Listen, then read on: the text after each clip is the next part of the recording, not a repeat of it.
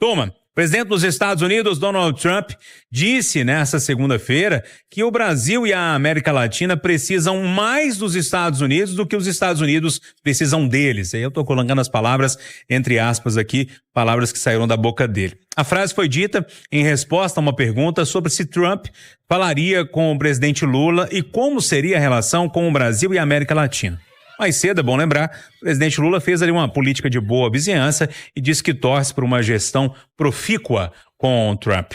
Eduardo Costa, então Donald Trump assume o segundo mandato, mandando recado para todo lado, para a China, falando de carro elétrico, a questão imigratória, mandando recado para o México, para a Venezuela e também um recado para o Brasil. Bom dia para você. Bom dia para todo mundo. Se ontem eu dizia que, como candidato, discursando, ele parece um leão, hoje eu digo que ele já empossado e fez questão de assinar os decretos, não no gabinete dele, mas numa arena com não sei quantas mil pessoas, e as pessoas, e ele gostando daquilo, ele parecia um caminhão sem freios no anel rodoviário de BH. Um perigo, viu, Júnior? Um perigo. Ele falou, quer saber de uma coisa? São boas comparações.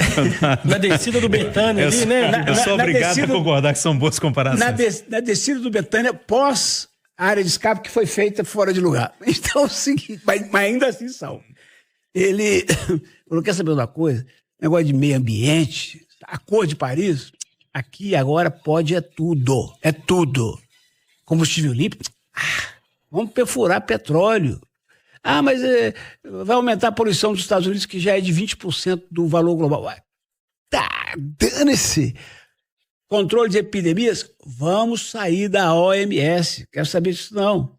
Orientação sexual, não. Aqui é homem e mulher só. E foi dando essas pancadas. Quando chegou na América, falou, esse que precisa da gente.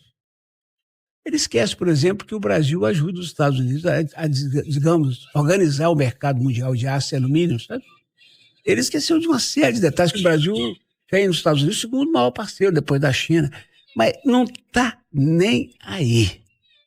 E sabe, Júnior, o que favorece a tanta arrogância é porque ele sabe que está falando com países que, como disse um grande brasileiro, têm complexo de vira-lata. Por exemplo, ontem eu li que um decreto do Lula estabelecendo que países que estão pedindo vistos de brasileiros também tenham que seus cidadãos obter visto para vir ao Brasil, o que é reciprocidade, que é a máxima da diplomacia, está sendo bombardeado. A lei, ou o decreto, vale a partir de abril. Tem um movimento forte de deputados da oposição, mas com a ajuda de petistas dentro da Câmara, para tornar sem efeito, dizendo que isso vai prejudicar o nosso turismo. Então, quando um presidente brasileiro fala assim, sem briga, sem arrogância, fala assim, se pedem visto lá, vão pedir visto cá. E você imagina como é que vai ser entrar lá agora. Mesmo que seja alguém que vai só passear. Você imagina como é que vai ser aquela alfândega. Estranharam a Fernanda com o Globo de Ouro dela. O cara deu uma dura dela. Deu uma dura. O que é isso aí? Ele falou, é o Globo de Ouro. Globo de Ouro? Deixa eu ver. Deixa eu ver se tem droga aí dentro. Vou quebrar aqui. Quase quebrou. Por sorte é que ela fala bem inglês. Mas então, é uma arrogância, assim, perigosa para o futuro da humanidade. E quanto mais ele fala, mais os americanos adoram. Porque é da índole deles, pelo menos do pouco que eu conheço, de serem arrogantes e se lixarem pro resto do mundo. Eu só quero saber, Júnior, para fechar a prosa por hoje, é quem vai lavar as privadas americanas daqui a 5 anos. William Travassos, e a sua visão aí dos anúncios que Trump fez, também do discurso que ele fez ontem, toda a movimentação em torno da posse do presidente dos Estados Unidos. Bom dia. Bom dia, Júnior Moreira, bom dia, bancada, bom dia, os ouvintes da Itatiaia. O Eduardo toca aí nesse complexo de vira-lata, muito bem abordado por Nelson Rodrigues em algum momento, onde o brasileiro se sente inferior aos outros países. Mas no mundo globalizado, eu não posso tirar a importância do nosso país, mas entendo que a fragilidade do nosso sistema, moeda fraca, insegurança jurídica, a nossa liberdade sendo questionada a todos os instantes, a gente acaba ficando inferior, e isso talvez por uma falta de uma política a longo prazo, uma política mais global, onde a gente projeta o Brasil como uma nação do tamanho de um continente. E não dá para eu deixar esse sentimento, né, de vira-lata tomar conta de mim e falar, tudo bem, você é maior do que eu vou abaixar a cabeça. Não existe isso nesse mundo globalizado. A gente tem que entender que as relações internacionais são importantes para todos e o mundo precisa viver em paz. Quando o Donald Trump ganhou, eu soltei aqui a fala de que o mundo estava se tornando um lugar mais perigoso e eu não tenho dúvidas disso. Agora, cabe o governo brasileiro se posicionar como Estado e dizer o seguinte, ok, se você é um investidor, você pode colocar o teu dinheiro aqui porque você tem segurança. O que eu acho que falta, né, no nosso país é essa clareza da direção do nosso bloco, né, junto às nações do mundo. E isso, hoje, a gente está muito frágil. A gente, a qualquer momento, um vídeo, gente, de um menino, 28 anos, faz um presidente da República voltar atrás. Então, que país é esse que é tão questionado em função da sua fragilidade? E aí você se sente inferior, o que não é uma coisa legal pra gente. Marcelo da Fonseca, a sua análise aí. Primeiro dia de Trump, um monte de decreto assinado, cutucada para todo lado. O que você consegue espremer disso aí? Bom dia. Bom dia, Júnior, amigos do Conversa, bom dia a todos os ouvintes. Ô, Júnior, eu vejo com preocupação, né, a gente acompanhando ontem, né, o discurso inaugural do Trump, ele parece estar num momento meio de levar bastante rancor, um discurso bastante rancoroso, ele está guardando algumas mágoas, né, desde 2020 até o ano passado, quando ele ficou fora do poder, ele parece que ficou muito irritado com algumas coisas que aconteceram. E parece que ele vai governar lembrando desse rancor, porque a gente tem muitos casos de políticos que na campanha adotam um tom e depois que assumem mudam completamente. O Trump parece que não, que vai levar algumas medidas da campanha em prática. E aí a situação do Brasil, a relação do Trump com Lula é uma situação muito problemática, né? Apesar dos países terem relações bilaterais, comércio, a relação política ali fica muito estremecida. Porque há 3 meses atrás, o Lula chamou o Trump de nazista. Chamou o Trump de fascista e nazista, né? Ele declarou apoio a Kamala Harris, o que ok, até aí tudo bem, mas ele não precisava talvez subir o tom de um ataque ao Trump, até mesmo pensando que o Trump poderia ganhar a eleição. Então agora, né, a gente vê o governo brasileiro tentando minimizar um pouco, né, o clima, né, de animosidade, o clima hostil com o Trump, mas eu não sei se o governo americano vai esquecer isso. Né, vai ser uma relação que vai ter que ser construída, reconstruída ao longo do tempo e isso vai exigir gestos, né, dos dois lados. Eu acho que para o Brasil também, um outro ponto importante que vale lembrar, acompanhando a cerimônia de ontem, uma lição. Acho que fica de lição para o Brasil como que a gente viu o Trump chegar ao poder, assumir o poder e do lado dele, participando da cerimônia, estava o Joe Biden. O ex-presidente, né, que foi derrotado, junto com a Kamala Harris, foi derrotado na eleição do ano passado, todos participando da cerimônia de inauguração, mesmo com o Trump fazendo críticas à gestão anterior, todos estavam ali de forma democrática. Eu acho que os Estados Unidos consegue, né, com essa forma simbólica, mostrar como que as instituições lá são bem consolidadas, né, são bem estabelecidas e serviria de lição para o Brasil. Né? Perdeu a eleição, participa da cerimônia. Acho que é uma lição até para o Trump, né, que há 4 anos não tinha feito isso. Isso mostra como que as instituições funcionam. E outra situação que eu acho que também ficou muito clara é a força que o Trump está chegando no poder. Ao lado dele, né, durante a cerimônia de ontem, estavam todos os principais donos do Vale do Silício. Estava o Mark Zuckerberg, dono da Meta, estava o Elon Musk, né, dono do Twitter, estava o Jeff Bezos, dono da Amazon, estava o CEO do Google, estava o CEO da Apple. Isso é um recado muito claro. Quando o Trump coloca todos eles bem próximos dele, isso é um recado muito claro de como que vai ser a gestão dele daqui para frente. Vale uma atenção especial para as redes sociais também. Ô, Rita Mundim, bom dia para você, sua avaliação, como é que o mercado está reagindo disso tudo, bom dia. Bom dia, Júnior. O Trump foi Trump. E ele foi Trump do alto de um poder que ele conquistou nas urnas e também junto aos delegados, porque a vitória dele foi uma vitória esmagadora. Então ele assume com muito poder e com muita chancelado até pelo voto popular americano.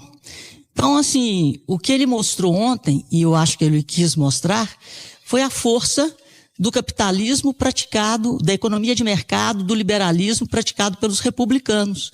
Então, esse viés de um Estado mais eficiente, de um Estado mais enxuto, foi passado claramente. E não é à toa que esses CEOs, e inclusive os acionistas das maiores empresas do planeta, estavam ao seu lado. Esses meninos começaram do nada, numa economia com liberdade de mercado. Então isso é um grande recado para o mundo. E o que o Trump falou de mais importante é que ele vai acabar com qualquer tipo de censura. Além de acabar com qualquer tipo de censura, ele deixou bem claro a América primeiro. O que eu, como cidadã americana, gostaria de ouvir do meu presidente? Que primeiro eu vou lutar pelos interesses dos americanos. E ele, para lutar pelos interesses dos americanos, ele vai usar do protagonismo e da força dos Estados Unidos, que é a maior economia do planeta. O memorando que ele soltou ontem já mostrou que ele está assim. Primeiro nós vamos fazer um diagnóstico das relações comerciais com os países. E depois sim virá a taxação. Outra coisa que ele falou de muito importante, né, é que ele está disposto a diminuir a inflação. Foi um dos primeiros pontos do discurso dele. Tomara que o Lula tenha ouvido.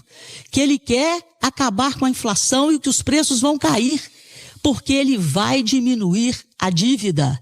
E aí ele volta a citar, e eu estou falando isso aqui na Itatiaia, desde que ele nomeou não, né? Ele indicou primeiro e agora já nomeou o Elon Musk como ministro da eficiência governamental.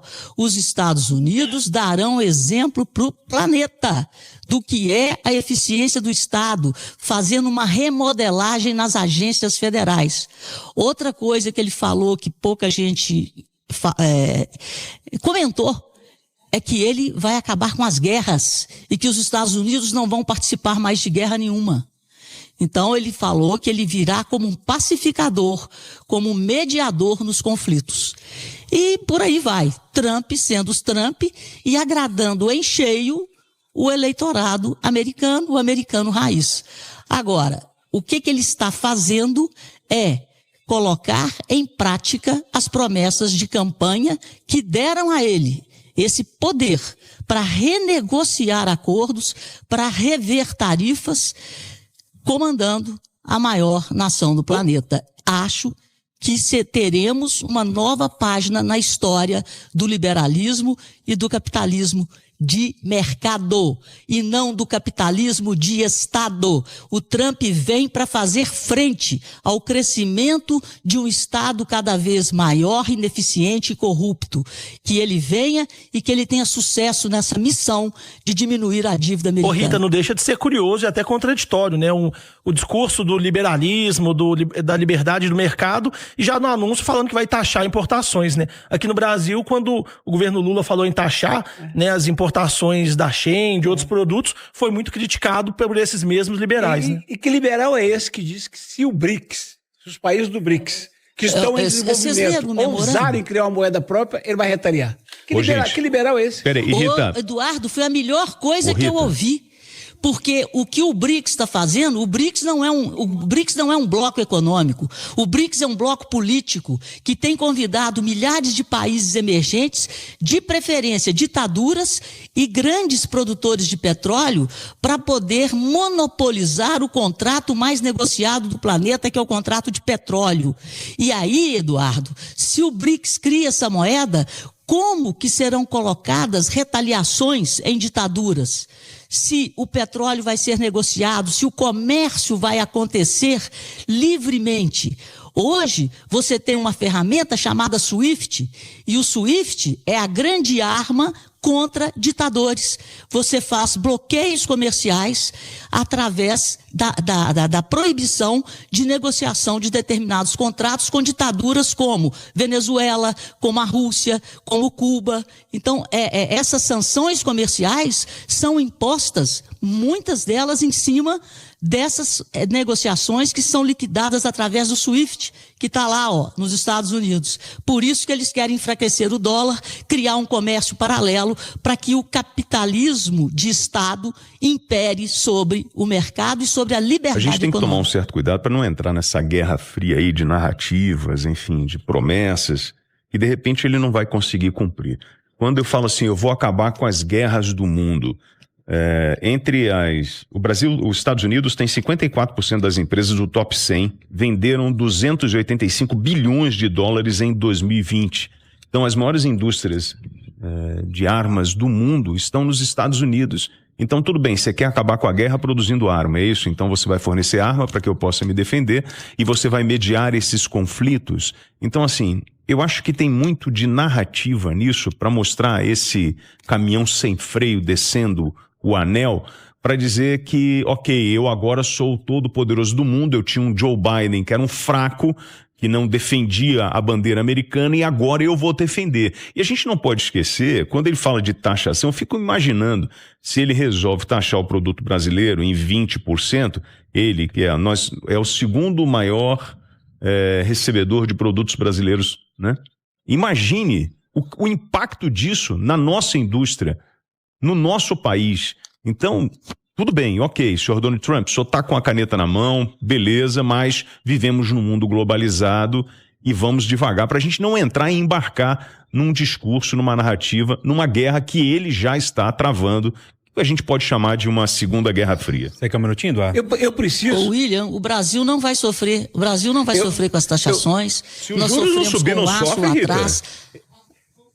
Vão sofrer muito menos do que os outros. Nós estamos quase que blindados, porque as grandes empresas brasileiras que produzem proteína, principalmente proteína animal, já estão nos Estados Unidos. A Gerdau, grande produtora de aço, já está nos Estados Unidos. Então, nós já estamos produzindo lá dentro. Tá? Então, assim, a nossa blindagem, ele está de olho na China, no México e no Canadá. O Eduardo pediu a palavra, fala. Sabe o que é, Júlio? É importante clarear isso para o ouvinte da Itatiaia. Por isso que a riqueza do debate e o Conversa da Nação tem o sucesso que tem. Porque nós outros aqui, nós todos, cada um, para além do fazer jornalístico, a gente tem uma formação.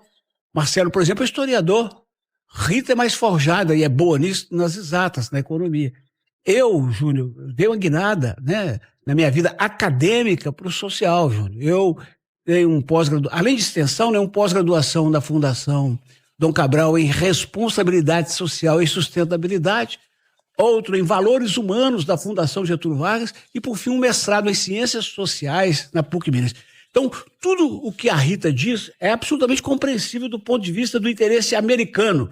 Mas eu que fui por outro lado, eu sou daqueles que acreditam, Júnior, para mim estar bem, por mais dinheiro que eu tenha no Belvedere, eu tenho que ter condições de passar pelo Morro do Papagaio. Então, não adianta eu falar, eu sou Belvedere first, e dando-se o resto, porque eu não vou sair de casa.